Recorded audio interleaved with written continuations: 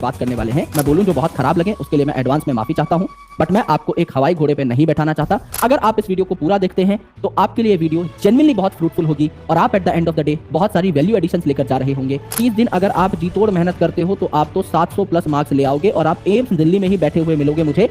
अगर आप एक सीरियस कैंडिडेट होते तो अभी तक आपने पढ़ाई अच्छी खासी कर ली होती। तो मानिए चाहे ना मानिए, आपकी तैयारी अप टू द मार्क नहीं चल रही है, या फिर आप अपनी तैयारी को लेकर 100% कॉन्फिडेंट नहीं है, और मैं आपको वही बातें बताऊंगा जो आपके स्कोर को अच्छे तरीके से उछाल देंगे। सो हेलो एवरीवन, कैसे हैं आप सब लोग? I hope each and every one of you is doing absolutely good. My name is doctor Vipin Kumar Sharma और मैं आप सभी लोगों का तहे दिल से स्वागत करता हूं हमारे इस प्यारे से चैनल कंपटीशन वाला के ऊपर। और आज हम एक सीरियस मुद्दे के ऊपर बात करने वाले हैं, और हो सकता है कि इस वीडियो की शुरुआत में आपको काफी सारी ऐसी बातें मैं बोलूं जो बहुत खराब लगे, उसके लिए मैं एडवांस में माफी चाहता हूं। बट मैं आपको एक हवाई घोड़े पे नहीं बैठाना चाहता, मैं आपको अनरियलिस्टिक एक्सपेक्टेशंस नहीं देना चाहता। मैं आपको सिर्फ वही बताऊंगा जो सच है। मानना या ना मानना टोटली आपके हाथ में है। अगर आप इस वीडियो को पूरा देखते हैं तो आपके लिए वीडियो जेन्युइनली बहुत फ्रूटफुल होगी और आप at the end of the day बहुत सारी वैल्यू एडिशंस लेकर जा रहे होंगे, और अगले 50 से 60 दिन में आपका स्कोर बहुत इंप्रूव हो रहा होगा and you will be cracking the NEET examination for sure, अगर आप एक मेहनती कैंडिडेट हैं तो। अगर आपको लगता है कि ये बाकी YouTube वीडियोस की तरह एक टाइम पास वीडियो होने वाली है और यहां पर मैं आपको एक जन्म घुट्टी दे दूंगा और आपको एक अनरियलिस्टिक एक्सपेक्टेशन सेट करके दे दूंगा कि भैया 30 दिन अगर आप जी तोड़ मेहनत करते हो तो आप तो 700 प्लस मार्क्स ले आओगे और आप एम्स दिल्ली में ही बैठे हुए मिलोगे मुझे जून जुलाई में, तो ऐसा नहीं होने वाला। मैं ये बात ना क्लेम करता हूं और आपको भी पता है ये बात सच नहीं है। अगर आप एक सीरियस कैंडिडेट होते तो अभी तक आपने पढ़ाई अच्छी खासी कर ली होती, आप 500 550 नंबर पे ऑलरेडी बैठे हुए होते, और वहां से 700 नंबर जाने के लिए आपको कितनी मेहनत करनी होती उसका भी आपको बखूबी आइडिया होता। अगर आप ये वीडियो देख रहे हैं, इसके टाइटल को देख करके, इसके थंबनेल को देख करके अगर आपने इस वीडियो पे क्लिक किया है, तो मानिए चाहे ना मानिए, आपकी तैयारी अप टू द मार्क नहीं चल रही है, या फिर आप अपनी तैयारी को लेकर 100% कॉन्फिडेंट नहीं है, और मैं आपको वही बातें बताऊंगा जो आपके स्कोर को अच्छे तरीके से उछाल दे। लेकिन अनरियलिस्टिक एक्सपेक्टेशंस मैं आपके साथ सेट नहीं करूंगा। अगर आप एक ऐसे स्टूडेंट हैं जो अभी 400 नंबर पे बैठे हुए हैं, आप एक ऐसे स्टूडेंट हैं जो 450 नंबर पे बैठे हुए हैं, और आपको लगता है कि हमारा स्कोर 600 हो जाना चाहिए, हमारा स्कोर 630 हो जाना चाहिए, हमारा स्कोर 650 हो जाना चाहिए, तो क्या ये संभव है सर? ये एकदम संभव है दोस्त, लेकिन ये तभी संभव है जब आप उन सारी चीजों को ओबे करें जो मैं आपको अभी बताने वाला हूं। अगर आप एक भी स्टेप में फेल होते हैं तो आपको काफी सारी दिक्कतों का सामना करना पड़ेगा। जाहिर सी बात है यार, अभी तक आपने कम से कम 100 टाइम टेबल तो इस साल बना ही लिए होंगे, और हर बार हम टाइम टेबल बनाते हैं विद अनरियलिस्टिक अप्रोच, और हमेशा हम उस टाइम टेबल को ओबे करने में फेल हो जाते हैं। हमने ना जाने लिविंग वर्ल्ड चैप्टर कितनी ही बार पढ़ दिया होगा, हमने ना जाने मूल कॉन्सेप्ट कितनी ही बार पढ़ दिया होगा, हमने ना जाने यूनिट एंड डायमेंशन या मैथमेटिकल टूल्स कितनी ही बार पढ़ दिए होंगे, लेकिन क्या हम आगे बढ़ पाते हैं? The answer is no. हम लोग एक डोपामिन हिट का शिकार हो जाते हैं। जब भी हमें कोई मोटिवेट करता है, चाहे वो रियल मोटिवेशन हो चाहे वो फेक मोटिवेशन हो, जब भी कोई आपको चढ़ा देता है बहुत, और अगर आप चढ़ जाते हैं कि हाँ यार ये चीज तो मेरे लिए ही बनी है, विदाउट डूइंग सेल्फ एनालिसिस, तो आप एक टाइम टेबल बना लेते हैं, पुरजोर मेहनत करना शुरू कर देते हैं, लेकिन एक हफ्ते के अंदर अंदर ही आप फेल हो जाते हैं। आप उस टाइम टेबल को कंप्लीटली फॉलो नहीं कर पाते, दोबारा से नया टाइम टेबल बनता है अगले हफ्ते, दोबारा से लिविंग वर्ल्ड मूल कॉन्सेप्ट मैथमेटिकल टूल से पढ़ाई शुरू होती है, एक हफ्ते बाद फिर फेल हो जाते हैं, फिर दोबारा नया टाइम टेबल बनता है, बिकॉज हम लोगों को आइडिया ही नहीं है कि ये सारी चीजें होती कैसे हैं। पहली चीज कि मैं आपको कोई डोपामिन हिट नहीं देने वाला। यहां पे हो सकता है आज मैं बड़ा भाई होने के नाते, आपका मेंटोर होने के नाते आपकी एक आधी जगह पर छोटी मोटी बेइज्जती भी कर दूं। आपको उसे बहुत पॉजिटिवली लेना है और उससे सीख लेनी है कि क्या यहां पे मैं जेन्युइनली गलत था, इफ यस तो मैं उस चीज को सुधारूंगा, तभी मेरा सिलेक्शन होगा। विपू भाई अगर यहां पे कुछ कह रहे हैं तो हमारे भले के लिए ही कह रहे हैं, हम लोग वर्चुअली कनेक्टेड हैं, जाहिर सी बात है, तो मुझे कुछ ऐसे शब्दों का इस्तेमाल करना पड़ेगा जो कि आपको हिट करें, जो कि आपको समझ में आए और आप उन चीजों को लॉन्ग रन में लेके चल सकें, लाइफ में भी इंप्लीमेंट कर सकें। ये मैं आपसे चाहता हूं, बिकॉज एज अ स्टूडेंट मैं बहुत तोड़-फोड़ स्टूडेंट रहा हूं, और मैं चाहता हूं कि जो बच्चे हमसे पढ़ें वो भी एक अच्छा स्कोर करें। I was a medium student, average student, और उसके बाद अगर हम एक बहुत अच्छी जंप मार सकते हैं तो उसमें कुछ एलिमेंट्स का बहुत जरूरी रोल होता है, वही एलिमेंट्स मैं आपके साथ शेयर करूंगा। पहली चीज हमेशा जीवन में याद रखनी है कि always take the realistic approach. आपको पता होना चाहिए कौन आपको चढ़ा रहा है और कौन नहीं। आपको सबसे ज्यादा एहसास है आपकी शक्तियों का, किसी और को नहीं। मैं जब आज एक वीडियो बना रहा हूं, ये वीडियो अगर 1 लाख बच्चा देखेगा, वो 1 लाख बच्चा सेम नहीं है। They are going to pursue this video in different ways. एक ऐसा बच्चा जो 350 नंबर पे बैठा हुआ है वो इस वीडियो से अलग वैल्यू निकालेगा, एक ऐसा बच्चा जो 550 नंबर पे बैठा है वो इस वीडियो से अलग वैल्यू निकालेगा। Everyone is different, so we need to treat ourselves differently. आप आज किस मकाम पे बैठे हैं, आप आज किस लेवल पे, किस पेडेस्टल पे बैठे हैं, ये आपसे बेहतर और कोई नहीं जानता है, और दुनिया में किसी को आपको ये बताने की जरूरत नहीं पड़नी चाहिए कि आप क्या हो। हम हमेशा अपने आप को सेल्फ डाउट में लेकर के चलते हैं कि यार हमें तो कोई और बता दे कि लाइफ में क्या करना है। यू नो कि आज आपकी तैयारी का स्तर क्या है, लेवल क्या है, आपको कितनी और मेहनत की जरूरत है, ये सबसे बेस्ट आप जानते हो। आपके पास कितना टाइम बचा है, कितना आपका सिलेबस बचा है, इसका अगर आपको एनालिसिस है तो आप आराम से एग्जामिनेशन को क्रैक कर लोगे। Because before cracking the examination it becomes really critical for all of us to understand the examination well कि हमसे चाहता क्या है। नीट एग्जामिनेशन आपसे क्या चाहता है कि आप मात्र 6-7 किताबें पढ़ के जाएं। पीवाईक्यूज की किताब हो गई, उसके अलावा फिजिक्स की कुछ किताब हो गई, केमिस्ट्री की किताब, बायोलॉजी की किताब, दो एनसीईआरटी हैं, ये आपको पढ़नी होती हैं अच्छे तरीके से, पीवाईक्यू सॉल्व करने होते हैं, कुछ एक क्वेश्चन सॉल्व करने होते हैं और आप एग्जामिनेशन के लिए तैयार हो जाते हो। आउट ऑफ द बॉक्स सवाल यहां पे नहीं पूछे जाते। इसका मतलब लिमिटेड सिलेबस है, लिमिटेड टाइप ऑफ क्वेश्चंस है, यानी आप कम टाइम में भी अगर स्मार्टली चले तो आप इस एग्जामिनेशन को क्रैक कर सकते हो। Point number 1। अब वो स्पेसिफिक रिसोर्स क्या है जिनसे आप एग्जामिनेशन को क्रैक करोगे, उस पे आ जाते हैं। यहां पर एक बहुत प्यारी बात लिखी गई है जो कि फिलोसॉफिकली बहुत ही करेक्ट है, दैट लेस इज मोर। हम लोग क्या करते हैं, अलग अलग रिसोर्सेज के पीछे पड़ जाते हैं। यार मैं ये पढ़ लूं, ये मैं ये कर लूं, मैं इस किताब से क्वेश्चन कर लूं, नीट में एक क्वेश्चन बाहर आ गया था एनसीईआरटी से, वो इस किताब से आया था तो ये किताब भी मुझे करनी चाहिए। You are following for those 4 marks जिनका आपसे कोई लेना देना है ही नहीं। भारत में जो भी बच्चा एनसीईआरटी पढ़ के गया है वो सवाल नहीं बना पाएगा। यानी वो जो सवाल है उसको अगर आप छोड़ते भी हो तो भी आप मैक्सिमम स्टूडेंट्स के साथ हो। आप अगर परफेक्शन से एनसीईआरटी पढ़ के गए हो तो भी आप काफी स्टूडेंट से आगे निकल सकते हो। 4 नंबर के पीछे नहीं पढ़ना है। बायोलॉजी में बचे हुए 356 नंबर तो कंफर्म कर लो मेरे भाई। तो यहां पर आपको सिलेक्टिव होना पड़ेगा। लेस इज मोर का मतलब है कम रिसोर्स, कन्फाइंड रिसोर्स, लेकिन उसको आपको रिपीटेटिवली पढ़ना है। अगर आपकी तैयारी अच्छे से नहीं हुई है अभी तो आप फ्री वन शॉट्स देख सकते हैं। फ्री वन शॉट्स देख सकते हैं। काफी सारी सीरीज चल रही है, पीडब्ल्यू की प्रचंड सीरीज है, उम्मीद सीरीज है, आप इन्हें रिकॉर्डेड वर्जन में भी देख सकते हैं। अगर आप अपनी तैयारी स्टार्ट कर रहे हैं तो प्लीज मेक श्योर कि आप कोई एक सीरीज पकड़ें और उसको रिकॉर्डेड फॉर्मेट में देखें। डजंट मैटर कि आप कहां पर आज के दिन में खड़े हैं।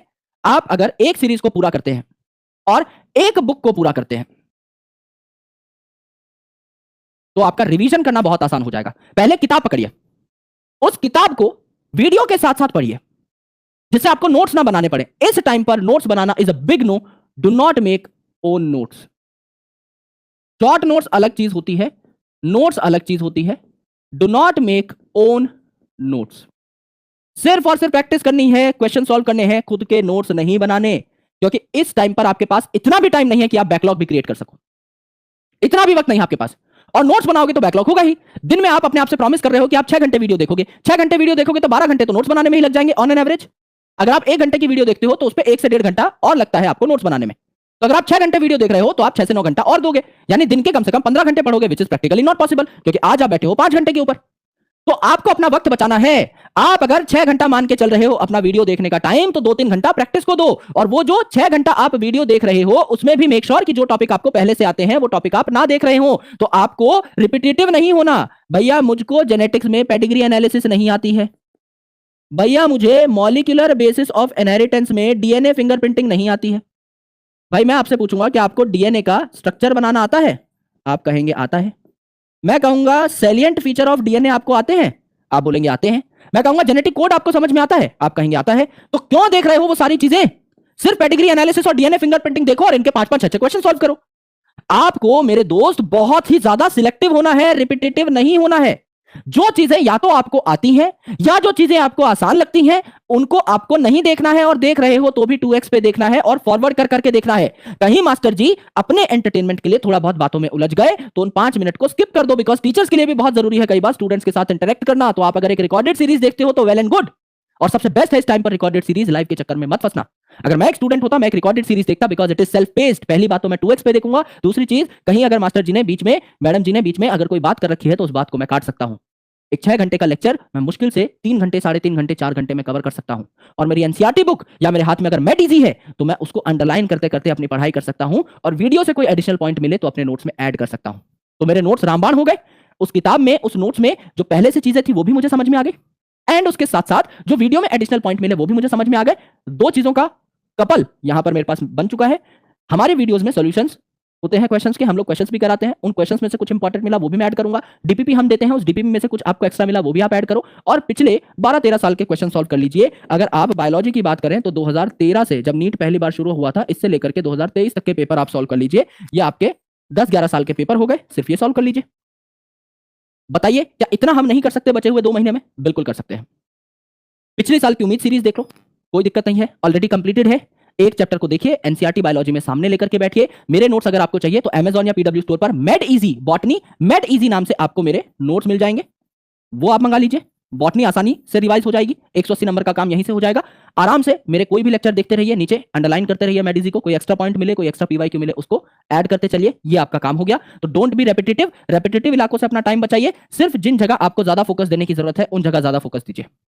कम से कम रिसोर्सेज, सिर्फ एक वीडियो लेक्चर सीरीज और सिर्फ कोई एक किताब और उसके अलावा पीवाईक्यू, ये अगर आप कर ले जाते हैं तो भी आप इस स्कोर को आसानी से टैकल कर लेंगे। और 2 से 3 माइनर रिवीजंस। सर क्या इतने कम टाइम में ये हो सकता है? यस। अगर आप अपने आप को अगले 2 महीने के लिए 10 घंटे के लिए भी डेली कमिट कर पा रहे हैं, ये सारे काम आसानी से हो जाएंगे। मैं यहीं पे खड़ा हूं भाई। आप खुद आके बोलेंगे सर ये काम बहुत आसानी से हो गए, क्योंकि कई चैप्टर्स तो बायोलॉजी में इतने छोटे हैं कि उनको कवर करने में आपको 2-2.5 घंटे का भी वक्त नहीं लगेगा, चाहे आप उनको नॉर्मल स्पीड पे ही क्यों ना देखें। रिप्रोडक्टिव हेल्थ है, माइक्रोब्स इन ह्यूमन वेलफेयर है, इकोसिस्टम है, बायोडाइवर्सिटी है, लिविंग वर्ल्ड है। ये इतने छोटे छोटे चैप्टर्स हैं कि इनको आप एक ही दिन में 5-6 चैप्टर्स को कवर कर सकते हो। तो सोचो कितना कॉन्फिडेंस बूस्ट होगा आपका। बहुत कॉन्फिडेंस बूस्ट होगा। आपको लगेगा कि आउट ऑफ 90 चैप्टर्स जो कि हमारे सिलेबस में हैं, इनमें से 7-8 चैप्टर तो मैंने 2-3 दिन में ही कवर कर लिए। तो आपको कितना कॉन्फिडेंस मिलेगा। और उसके बाद डेली आप 2-2 चैप्टर्स भी अगर करते जा रहे हैं, 2 अलग अलग अल्टरनेट सब्जेक्ट्स के, तो आप 3-4 घंटे में वीडियो देख रहे हैं 1.5x पे, फिर उसकी डीपीपी सॉल्व कर रहे हैं जो आपको हमारे लेक्चर्स के नीचे ही मिल जाएंगे पीडब्ल्यू एप्लीकेशन पे। आप पीवाईक्यू सॉल्व कर रहे हैं पिछले 10 साल के। और एक गलती ये मत करिएगा कि सर मेरे से सारे पीवाईक्यू सॉल्व नहीं हो रहे हैं। अगर सारे पीवाईक्यू सॉल्व नहीं हो रहे हैं, जो पीवाईक्यू सॉल्व नहीं हो रहा है उसका सोल्यूशन देखो, और देखो कि क्या कोई नया फॉर्मूला लगा है, क्या मुझे फॉर्मूला अप्लाई करना नहीं आया, क्या कोई कैलकुलेशन मिस्टेक हो गई, क्या कोई नया कॉन्सेप्ट है, उसको अपने नोट्स में और ऐड कर लो। पागल नहीं हो जाना है कि सर मैं जब थ्योरी पढ़ रहा हूं तो मेरे से पीवाईक्यू नहीं बन रहा, इसका मतलब मैं गलत थ्योरी पढ़ रहा हूं। नहीं, आप थ्योरी सही पढ़ रहे हो, you need to add that concept. ऐसा नहीं है ना कि कभी सब्जी में नमक कम होता है तो सब्जी खाना छोड़ देते हैं। नमक लाओ, ऐड करो, and it will become a perfect recipe. आप उसे खा पा रहे होगे, आप एंजॉय कर पा रहे होगे। जिस डिश में जिस चीज की कमी है वो डाल दो। आपको लगता है आपके नोट से पीवाईक्यू नहीं बना, उस पीवाईक्यू उठाओ, नोट्स में डाल दो उस पीवाईक्यू को, पीवाईक्यू ठीक हो गए, अब बनने लगेंगे।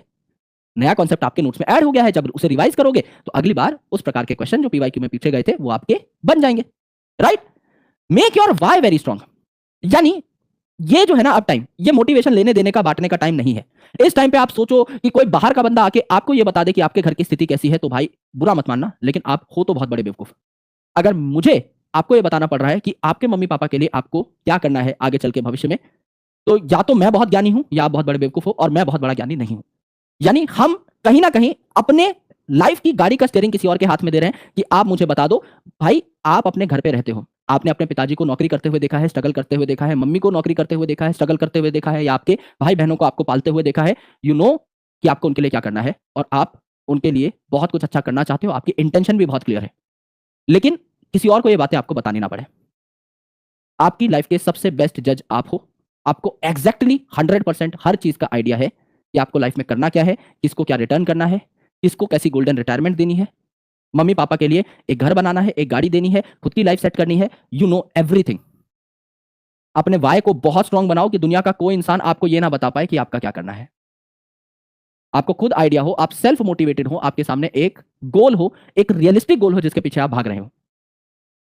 मुझे बार बार ये बताने की आपको जरूरत ना पड़े कि आपको लाइफ में पढ़ाई करनी है, नीट क्रैक करना है, या कोई भी एग्जाम क्रैक करना है, या कोई भी बिजनेस करना है, मैं आपको नहीं बता सकता। और अगर किसी को आपको डेली बेसिस पे आके बताना पड़ रहा है, आपको वीडियो देख के अगर ये रियलाइज करना पड़ रहा है कि आपकी लाइफ का गोल क्या है, तो आपका जो गोल है वो बहुत बड़ा तो नहीं है। भाई गोल्स सोने ही नहीं देते, वो आपको तंग करके रखते हैं एक पॉजिटिव सेंस में। They create a pressure on you, and pressure और स्ट्रेस में फर्क होता है। Stress is negative but pressure is very positive. Exam के एक दिन पहले का जो प्रेशर है आपको मजबूर करता है 500 पन्ने दिन में पढ़ लेने के लिए, वो प्रेशर बहुत पॉजिटिव है, और मेरे लिए तो वो एकदम बेस्ट टूल है, और मैंने ना जाने इसको कितनी ही बार अच्छे तरीके से यूटिलाइज किया है। Stress is a negative term. आप स्ट्रेस ना लें एग्जाम का, लेकिन उस प्रेशर को अगर आपको हैंडल करना आ गया, that pressure can be miraculous. वो आपके लिए चमत्कारी हो सकता है, और कई लोगों के लिए वो चमत्कारी हुआ है। तो उस प्रेशर को हैंडल करना सीखें, और वो प्रेशर खुद के दिमाग में खुद क्रिएट करें, अपने गोल को देखें और अपने गोल को बहुत बड़ा बनाएं। राइट? ऐसा कहा जाता है कि अगर आप जो सोच रहे हैं आपको आसानी से मिल जाए, इसका मतलब आप बहुत बड़ा नहीं सोच रहे हैं। तो आप बड़ा सोचिए, सेल्फ मोटिवेट रहिए। मैं ये नहीं कह रहा कि मोटिवेशनल वीडियोस एकदम देखना बंद कर दीजिए, उन पर रिलाय मत करिए। ऐसा नहीं कि मुझे मोटिवेशन मिलेगी तभी मैं उठूंगा, तभी मैं काम करूंगा, ऐसा नहीं होना चाहिए।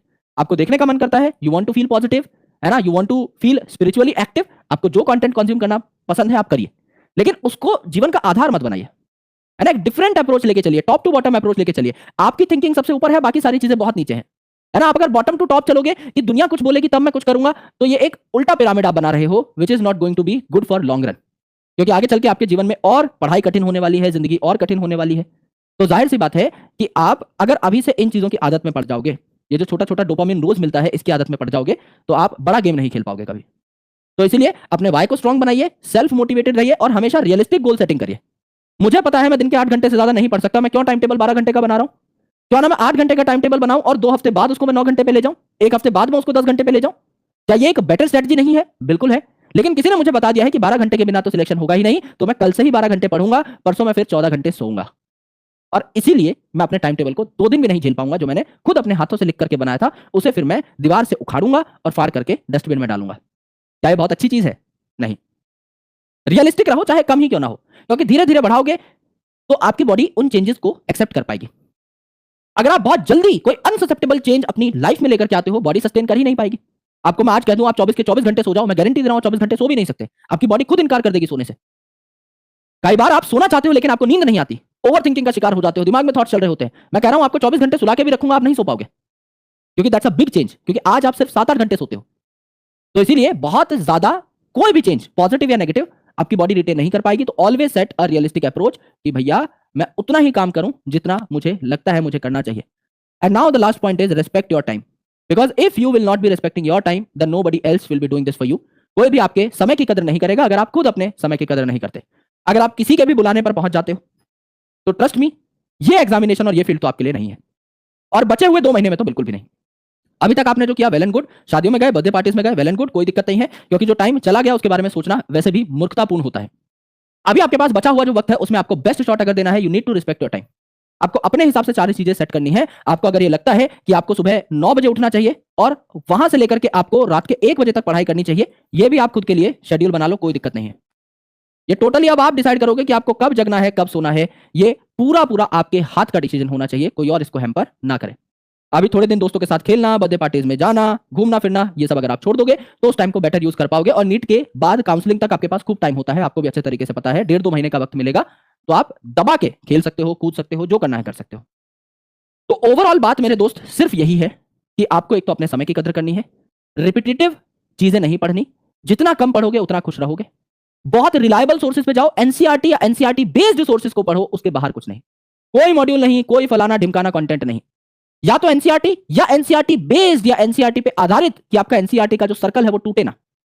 अगर एनसीईआरटी पढ़ने में नहीं मजा आता, फिजिक्स केमिस्ट्री बायोलॉजी की आपके पास मेड इजी है, आप आराम से मंगाइए, उसको पढ़िए। बहुत छोटा, बहुत क्रिस्प कंटेंट है। हमारी वीडियो देखिए, फिजिक्स में जो भी आपको टीचर अच्छे लगते हैं, एमआर सर अच्छे लगते हैं, उनका कंटेंट देखिए। केमिस्ट्री में आपको कोई भी सर अच्छे लगते हैं, पंकज सर अच्छे लगते हैं, सुधांशु सर अच्छे लगते हैं, उनका कंटेंट देखिए। बॉटनी में जो आपको अच्छे लगते हैं उनका कंटेंट देखिए। जूलॉजी में जो अच्छा लगता है उनका कंटेंट देखिए। एक टीचर पकड़िए, हमारी खूब सारी रिकॉर्डेड वीडियो है इंटरनेट के ऊपर, पूरा इंटरनेट हमने भैया पूरा सिलेबस करा के भर रखा है। आप आराम से जाइए, उनको चेक करिए। कोई भी चैप्टर का नाम लिखिए यूट्यूब सर्च टैग में और उसके आगे अपने टीचर का नाम लिख दीजिए, आपको सारी वीडियोस मिल जाएंगे।